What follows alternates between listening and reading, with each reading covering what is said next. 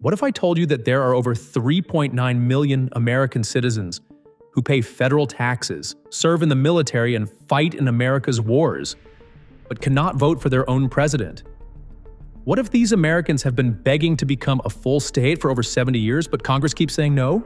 This isn't about some distant foreign territory.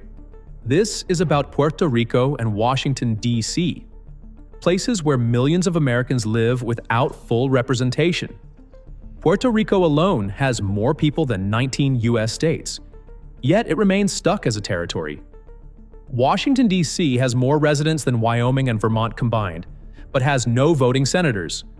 Both have voted multiple times for statehood. Both have been denied. The question is simple. Why won't America let them become the 51st state? The current reality. Let's start with Puerto Rico. Since 1898, after the Spanish-American War, Puerto Rico has been an unincorporated territory of the United States.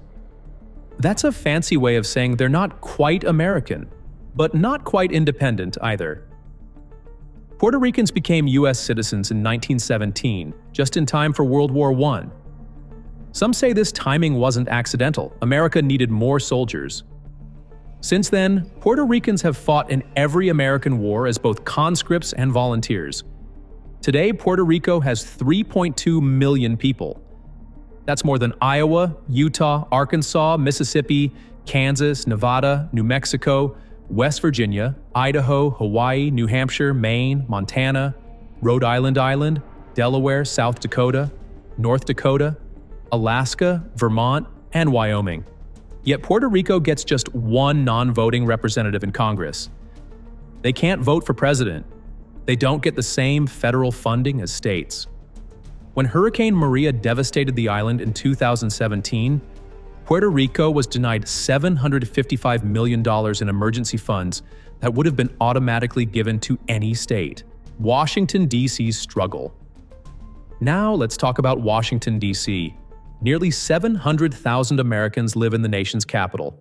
They pay more federal taxes per person than residents in 19 states. They serve on juries, start businesses, raise families, and contribute billions to the national economy. But D.C. residents are treated as second-class citizens. Congress can overturn any local law D.C. passes. They can block D.C.'s budget. They can interfere with local funding. Imagine if Congress could just decide to change your city's laws or stop your local government from spending money it raised from local taxes. D.C. residents have license plates that say "Taxation without representation," the same slogan from the American Revolution. The irony is thick. The birthplace of American democracy denies democracy to its own residents. The voting record. Here's what makes this even more frustrating. Both places have repeatedly voted for statehood. Puerto Rico has held 7 referendums since 1967. In 2012, 54% voted against keeping their current status, and 61% chose statehood. In 2017, 97% voted for statehood, though only 23% showed up to vote. In 2020, 52% voted yes for statehood. And in November 2024, 57% voted for statehood again. D.C. held a referendum in 2016 where 86% of voters supported statehood. That's not even close. It's overwhelming. The House of Representatives has actually passed statehood bills. In 2020, the House voted 232 to 180 to make D.C. a state. In 2021, they passed it again 216 to 208. In 2022, they passed a Puerto Rico status bill, 233-191. But here's where it gets interesting. Every single time, the bills die in the Senate. The real reasons for opposition. So what's really going on? Let's cut through the political speak and get to the truth. First reason, political power. Adding new states means adding new senators. The Senate currently has 100 members, 2 from each state. Any new state gets 2 more senators, plus additional House representatives. Puerto Rico and D.C. are both heavily Democratic.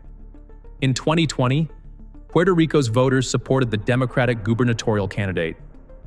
D.C. is 47% black and has voted Democratic in every presidential election since getting electoral votes in 1961.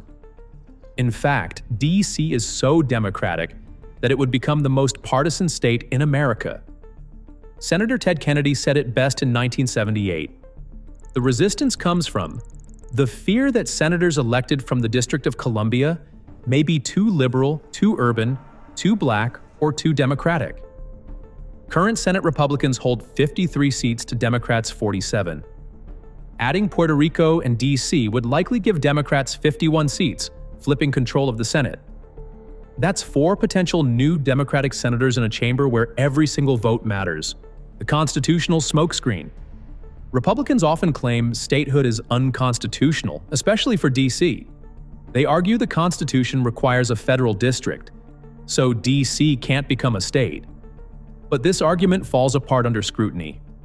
The Constitution sets a maximum size for the federal district, not exceeding 10 miles square, but no minimum. Congress has actually shrunk the district before. In 1846, they returned the Virginia portion of D.C. back to Virginia. The current statehood plans would shrink the federal district to just include the White House, Capitol, Supreme Court, and National Mall, places where almost nobody actually lives. The residential and commercial areas would become the new state. As for Puerto Rico, there's no constitutional barrier at all. The Constitution gives Congress clear power to admit new states, and 37 states have joined the Union through simple legislation. The economic excuses. Another common excuse is economics. Critics point out that Puerto Rico has $129 billion in debt and higher unemployment than U.S. states. But here's the catch-22. Puerto Rico's economy struggles partly because of its territorial status. As a territory, Puerto Rico gets less federal funding per person than states receive. They're excluded from many federal programs that would boost their economy. If Puerto Rico became a state, they would receive an additional $10 billion per year in federal benefits. They'd get full Social Security and Medicare benefits. They'd be eligible for food stamps during disasters. Their minimum wage would increase. The same critics ignore that states like West Virginia, Mississippi, and Louisiana receive far more federal money than they pay in taxes. Economic need has never stopped statehood before. The deeper issue: race and power. Let's address the elephant in the room. Race and ethnicity play a huge role in this debate. Puerto Rico is predominantly Latino. D.C. is 47% black. Together, these territories would create states with the highest percentages of black and Latino residents in America. This isn't speculation. In 1901, the Supreme Court ruled in the Insular cases that Puerto Rico was inhabited by alien races, ungovernable by Anglo-Saxon principles. These are the same courts that upheld racial segregation. For over a century, Congress has systematically denied representation to millions of Americans of color. When you look at the history of why this situation exists, it's grounded in racism. The current political reality. Today's political math is simple, but brutal. With the Senate filibuster requiring 60 votes, statehood bills need at least 10 Republican senators to support them. Currently, 0 Republican senators support either D.C. or Puerto Rico statehood. The 2024 elections made things worse for statehood supporters. Republicans now control 53 Senate seats and have taken back the House of Representatives. Even if every Democrat supported statehood, which they don't all do, the bills can't pass. Senator Joe Manchin, a Democrat from West Virginia, opposed D.C. statehood and said it should require a constitutional amendment. Other moderate Democrats have been hesitant to fully embrace statehood. What this means for America. This situation represents a fundamental contradiction in American democracy. We're a nation founded on the principle of no taxation without representation, yet we deny representation to nearly 4 million tax-paying citizens. America criticizes other countries for their elections and lack of democracy, while maintaining what Puerto Rico's leaders call the oldest colony in the modern world. The average Black American receives only 75% as much representation as the average white American in the Senate. Adding D.C. and Puerto Rico as states would help address this racial inequality in political power. So why won't America let Puerto Rico and D.C. become the 51st and 52nd states? It's not the Constitution. It's not economics. It's not about population size or readiness for statehood. It's about power. It's about maintaining a political system that benefits existing power structures. And yes, it's about race.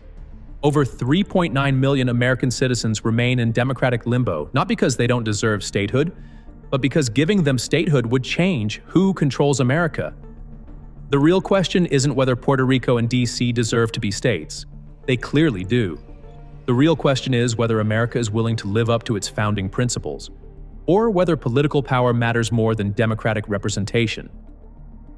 What do you think? Should political calculations determine who gets to be American? Let us know in the comments below.